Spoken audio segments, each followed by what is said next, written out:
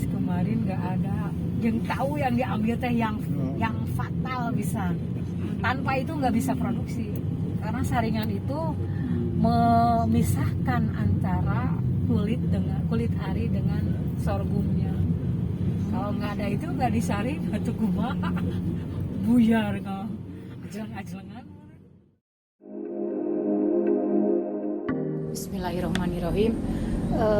Awalnya saya tertarik dengan apa yang Abah lakukan dalam mengembangkan pangan fungsional ini, terutama sorghum sebagai pangan lokal yang terbarukan. Banyak orang yang belum paham, tapi sekarang sudah mulai tersentuh dan mulai booming gitu ya. Dikenalkan oleh Abah tahun 1999, ini sudah hampir 20 tahun lebih Abah memperkenalkan sorghum di Jawa Barat. Alhamdulillah banyak link-link dan banyak instansi yang mengapresiasi perjuangan Abah. Kita dibina oleh Abah sebagai foundernya CP Bintang Sorghum Mandiri.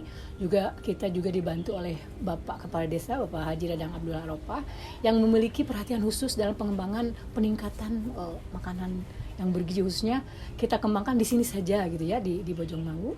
Kita kembangkan dulu di sini, baru kita keluar.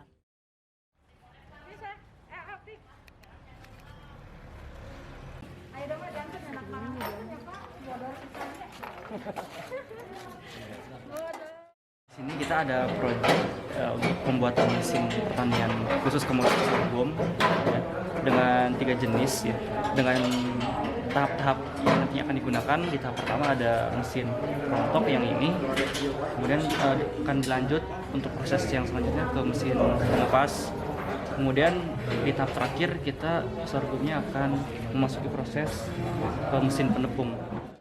Kami serahkan kepada Bapak Haji Profesor Wisnu sebagai dari Unpas.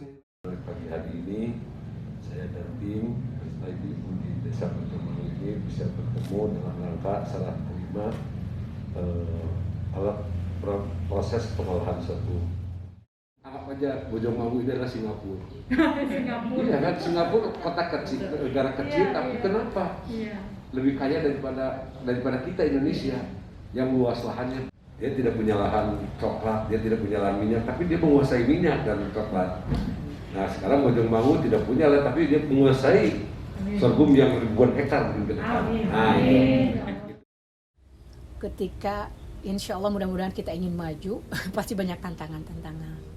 Tapi kita tidak berhenti di sana. Meskipun sudah dapat musibah, tapi tetap kita harus move on, bangkit. Ya alhamdulillah barusan kita mendapatkan mesin baru sebagai penggantinya. Mesin kemarin yang kena musibah yaitu mesin sosoh dan penepung. Jadi dalamnya dibongkar, saringannya diambil, tidak ada. Jadi kami tidak bisa produksi. Kalau saringan tidak ambil, kita masih bisa memproduksi. Tapi kalau itu tidak ada sebagai alat yang utama, tidak bisa mengolah.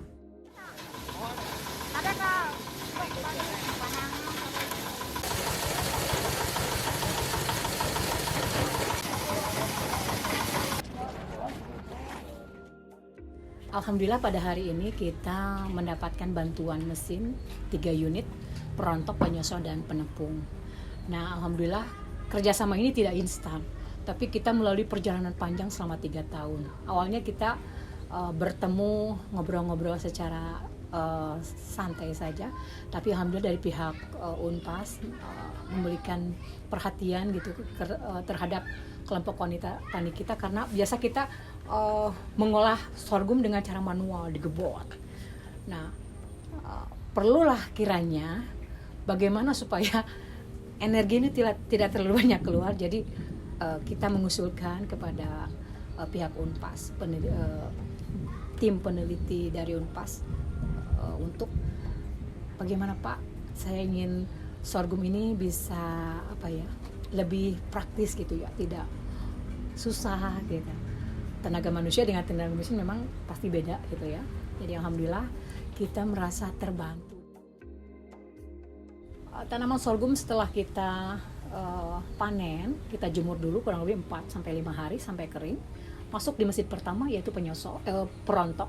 setelah perontok masuk ke mesin kedua, kita sosok, kita pisahkan kulit dengan bulirnya. Yang ketiga, setelah menjadi beras, lalu masuk ke mesin yang ketiga, mesin penepung.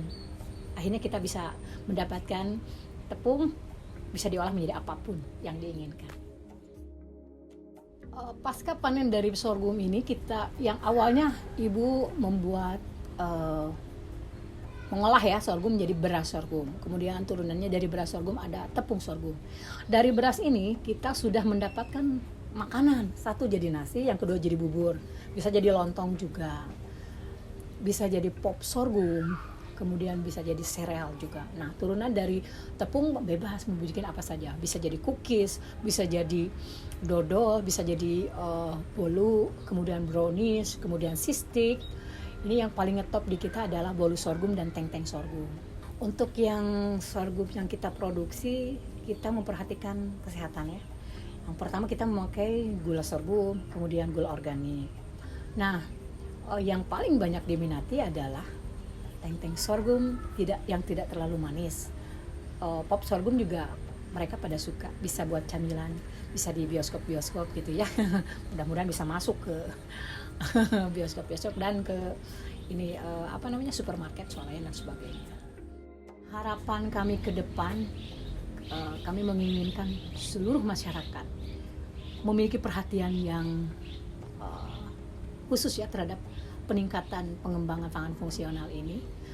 Kalau kita nanti kena krisis tidak ada beras, kita tidak panik lagi, kita tidak merasa kesulitan lagi karena sudah kita perkenalkan bahwa ada loh makanan pengganti nasi dari sorghum. Untuk seluruh masyarakat Indonesia, mari kita bersama-sama menanam sorghum, memperkecil daerah atau lahan yang tidur kita olah kembali supaya bisa memberikan manfaat lebih banyak lagi untuk kehidupan semuanya. Dan terutama anak-anak Indonesia harus sehat. Mudah-mudahan stunting bisa ditekan dengan mengkonsumsi ini anak-anak. Satu keunggulan dari sorghum adalah bisa mencerdaskan otak anak. Mudah-mudahan kita tergerak sebagai generasi muda dan tanaman sorghum ini bisa kembangkan di seluruh wilayah, baik perkotaan maupun pedesaan, dengan wilayah marginal juga bisa meningkatkan nilai ekonomis tinggi bagi masyarakat, sehingga mudah-mudahan krisis pangan sudah bisa kita jawab. Amin ya rabbal alamin.